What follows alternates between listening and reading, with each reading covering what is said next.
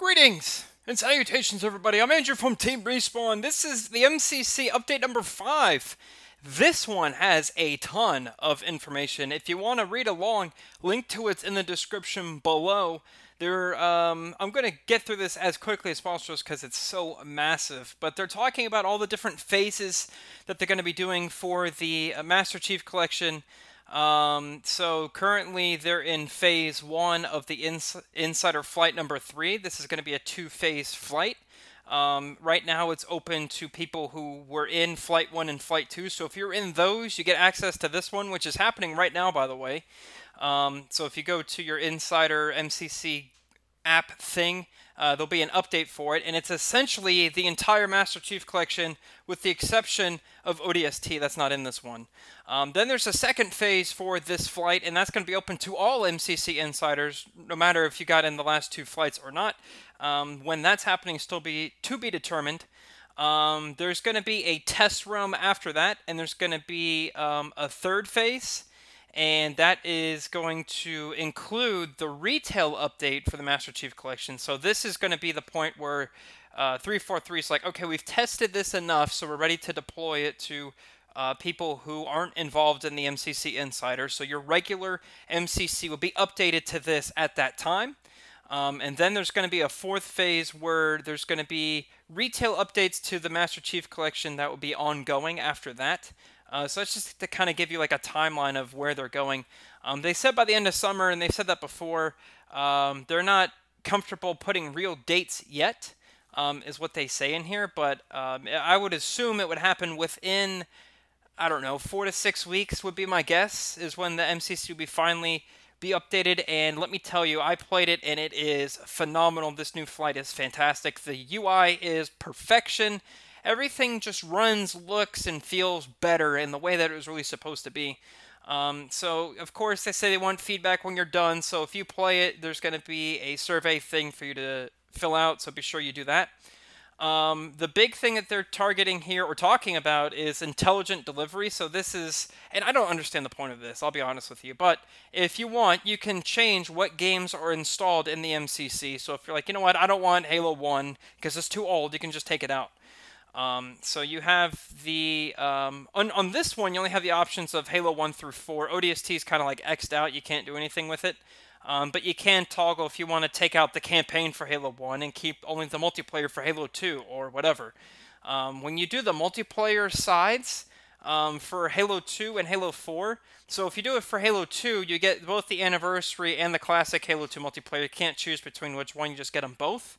Same goes with campaign. And then for Halo 4, when you toggle multiplayer, you get Spartan Ops. And I believe the multiplayer tick for all of these games is Forge mode as well. So just keep that in mind. There's also a ton of language options for both audio and text. There's pretty much like every major language ever is on here. So if you want to change your language, you can do such. There's some things you can try out for LAN, local area network, if you want. You do need an internet connection to play over LAN for this flight, but when it gets pushed out to the regular Master Chief Collection disc, you won't need to do that. You can just go over to a friend's house in the middle of a cave and play MCC if you want to. So they're talking about some matchmaking updates, and it's really cool on how awesome that they're improving this. So they're saying, you know, they're going to change how the levels load and things of that sort, and just how immensely fast the levels load now, especially on the Xbox One X. They say it loads so much faster. There's some other things you should keep an eye on. So everyone remains anonymous throughout the matchmaking process to discourage dodging. So that means if you get put up with a bunch of people, you're not going to be able to see anyone's gamer tag. That way, if you get put up with Mike Beeston, for example, you won't be like, oh crap, and you just leave. The game won't do that. It won't show anyone's gamer tag, which I think is smart. I think that's a good idea. That's really a new trend that's happened in the last 3 or 4 years, I would guess, where the people are hiding more people's gamer tags before matches start. At first, I was confused why, but now I get it, and I think it's a good idea. They're going to change the post-game lobby state, and it will now retain team assignments in this view. They mention in here what PGCR. I think that's post game combat record is what that stands for, like your individual one. So loading the matchmaking games, that will now display the server status, like the ping times and things of that sort. They're looking to make the exiting of games a lot easier, like quality of life to that kind of stuff. Easier to leave games and make it more fluid, and you're going to be able to just stay in a playlist and it'll just go on for eternity, kind of like how it's supposed to. So the way it works right now is if you play a game of Team Slayer and it ends, you have to click A on Team Slayer again to get thrown into another queue for Team Slayer. It's just going to be continuous, which I think is really good. Now they're talking about the playlist. I think this is going to get everyone triggered. And this is from Postums, actually. So shout out to Postums for gathering all the information for this. So there's going to be 2 sets of playlists. Actually, 3 sets, but there's really 2. There's going to be your core playlists and then your social ones. For your core playlist, it's going to be Halo 1 Team Doubles, Halo 2 Classic Team Arena, Halo 2 Classic Team Hardcore, Halo 2 Anniversary Team Arena, Halo 3 Team Arena, Halo 3 Team Hardcore, and Halo 3 Team Doubles. So that's 2, 4, 6, 8. That's 9 playlists for the core set of playlists. And then there are 5 social playlists. So there's Quick Play Slayer. This is Team Slayer across all 4 titles, which is probably the one that I'll be hanging out in the most often. And by the way, they're taking out voting for this stuff. So once you get a map, that's the map you're playing on. There's going to be cross-team big team battle. That's going to be across everything. So Halo 1, Halo 2 Classic, Halo 2 Anniversary, and Halo 4. I don't know why the Halo 3 is not in here. Oh, it's a whole separate thing. Halo 3 big team battle. Interesting. There's going to be Action Sack / Infection and Free-for-All.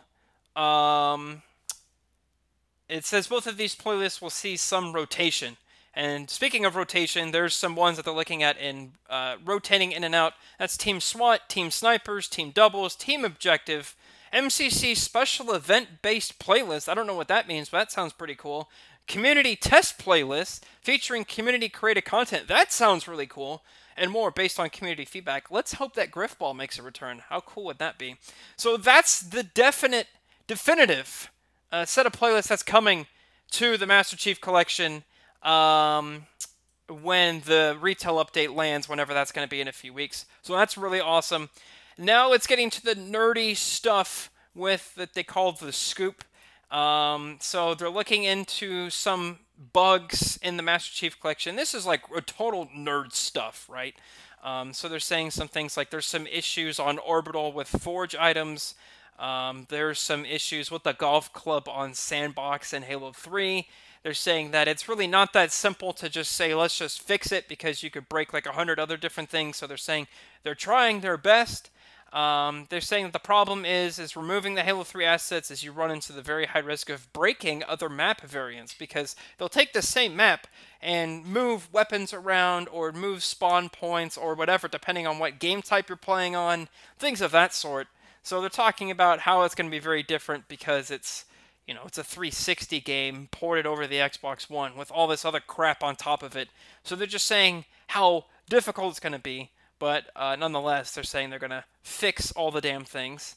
They're saying they're going to make FOVs more tolerable in Halo 2, especially in split screen.